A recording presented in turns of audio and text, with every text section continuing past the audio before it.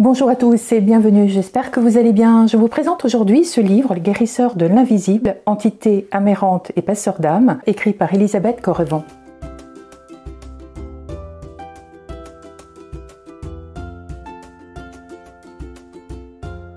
C'est un livre qui m'a beaucoup intéressée, que j'ai trouvé vraiment passionnant parce qu'il aborde différents thèmes sur lesquels nous nous posons beaucoup de questions. Elisabeth Correvon est une énergéticienne holistique qui est spécialisée dans la maîtrise des énergies vitales et surtout passeuse d'âme.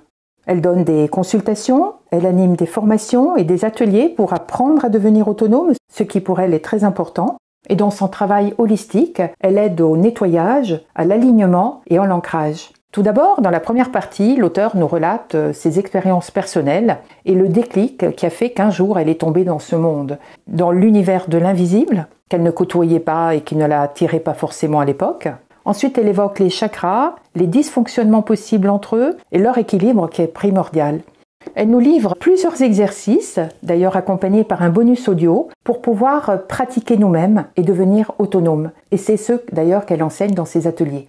J'ai beaucoup aimé ce livre, qui est édité par les éditions Exergue, qui coûte 19,90 €, qui est écrit avec énormément d'humour, sans que l'auteur ne se prenne au sérieux. D'ailleurs, c'est une personne très lumineuse, comme vous allez pouvoir le découvrir vous-même lors de l'interview que je vais mettre en ligne dans quelques jours. Cette lumière, cette joie de vivre, cet humour ressort et se ressent énormément à travers du livre.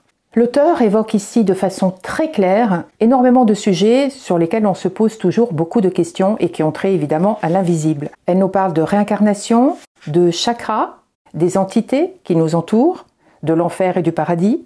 Elle évoque ensuite la famille des passeurs, leur objectif et leur façon de travailler. Et dans un tiers du livre, elle évoque également l'armée des ombres, avec le satanisme, le bas astral et leurs dangers. Dans le livre, on retrouve de la théorie, des exemples concrets et pratiques issus de ces consultations. Il y a également de nombreux exercices qu'elle nous conseille de faire et on retrouve également, ce qui me plaît toujours beaucoup, de nombreuses citations. Vous savez que je suis très sensible aux fréquences, aux vibrations des personnes et des lieux qui m'entourent. Or, l'auteur parle justement de ce point que je trouve important, puisque nous émettons tous des fréquences, des vibrations, et nous avons donc tendance à attirer à nous des personnes qui vibrent la même vibration que nous. Cela a lieu pour les personnes incarnées, ainsi que pour le monde invisible, les êtres désincarnés. Donc, en fonction de la vibration que nous allons émettre, nous allons attirer à nous des personnes, des entités, qui sont à la même fréquence. L'objectif étant évidemment d'avoir de bonnes vibrations, d'avoir des vibrations élevées pour attirer à nous des personnes lumineuses.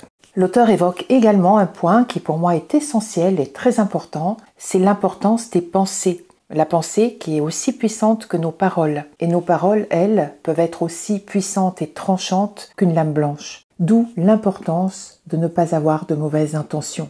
L'auteur évoque d'ailleurs également cette idée qui m'a beaucoup plu, que l'univers, le monde, est en expansion permanente. Tout bouge dans le monde réel, autour de nous, dans ce monde matériel, mais ça bouge également dans le monde invisible. C'est pourquoi les fréquences maintenant qui séparent ces deux plans, ces deux mondes, sont de plus en plus fines. Nous pouvons voir de plus en plus facilement, d'ailleurs les personnes sont de plus en plus nombreuses, à entrer en contact avec ces mondes invisibles. Pour terminer, je voulais vous lire deux citations qui me plaisent beaucoup. L'une de Victor Hugo, c'est celle-ci.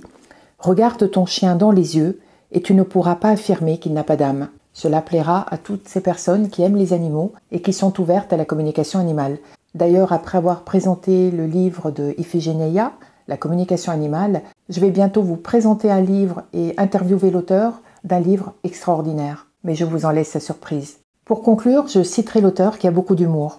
Ce livre est destiné à ceux qui ont envie d'être réveillés, secoués, bousculés. Sinon, autant vous abstenir. Cela vous donne tout de suite au programme. Je vous invite à plonger dans ce livre qui va répondre à vos questions, à vos doutes, mais qui va surtout vous donner le sourire parce que vous ne pourrez pas ne pas être sensible à l'humour de l'auteur. Et l'interview de l'auteur va être en ligne sur cette même chaîne dans quelques jours. Vous pouvez bien sûr vous abonner sur ma chaîne YouTube ou sur mon compte Instagram, mais n'oubliez pas, c'est un super livre pour cet été. À très bientôt.